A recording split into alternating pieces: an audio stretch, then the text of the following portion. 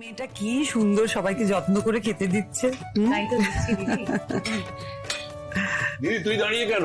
তুই তো বসে যেতে পারতিস। না না বীরু, তা হয় না, তোরা খা না, আমি পরে খাবো।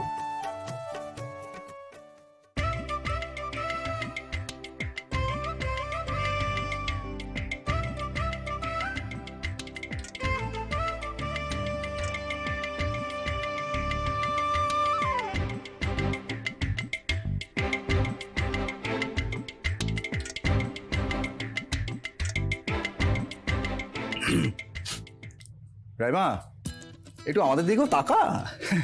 আমরা তো খেতে বসেছি নাকি, এবং একই টেবিলে বসে খাচ্ছি কিন্তু।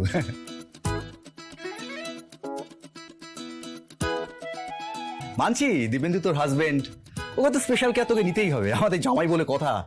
কিন্তু তাই বলে আমরা তো আর কেউ বানের জলে ভেসে আসিনি। ও দেখ তোর দাদার মুখের অবস্থা দেখ, খিদে আমার মুখটা শুকিয়ে গেছে। দে ওকে, দে, পাত খালি যা।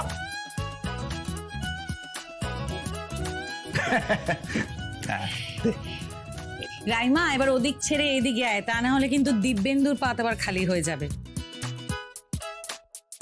আসলে কাকিমা, বিষয়টা কি, রাইমা বেশি করে আমার প্লেটে খাবার কেন দিচ্ছে জানেন? কেন? রাইমা নিজের ভাগের খাবারটাও আমার প্লেটে দিয়ে দিচ্ছে, আমরা একসাথে বসে খাবো তাই। বাবা, দেখলে সবাই এখন থেকে কেমন নিজের বউকে সেভ করলো। হ্যাঁ। স্যার একটা জরুরি কল আছে স্যার। হ্যালো,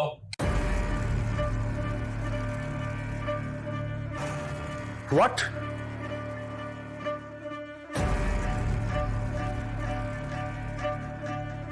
কি হলো বীরু, খাবার ছেড়ে উঠে পড়লি কেন, কি হয়েছে? শুভর অ্যাক্সিডেন্ট হয়েছে।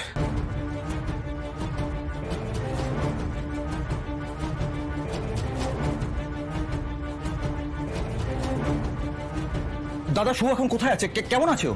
ডিটেলে জানি না, হাসপাতাল থেকে ফোন করলো আমাকে বেরোতে হবে। না না বীরু, একটু খেয়ে যা, একটুখানি। সরি দিদি, শুভর খবরটা শোনার পর খাবার আর আমার রুচবে না। গাড়ি বার করো। Okay sir.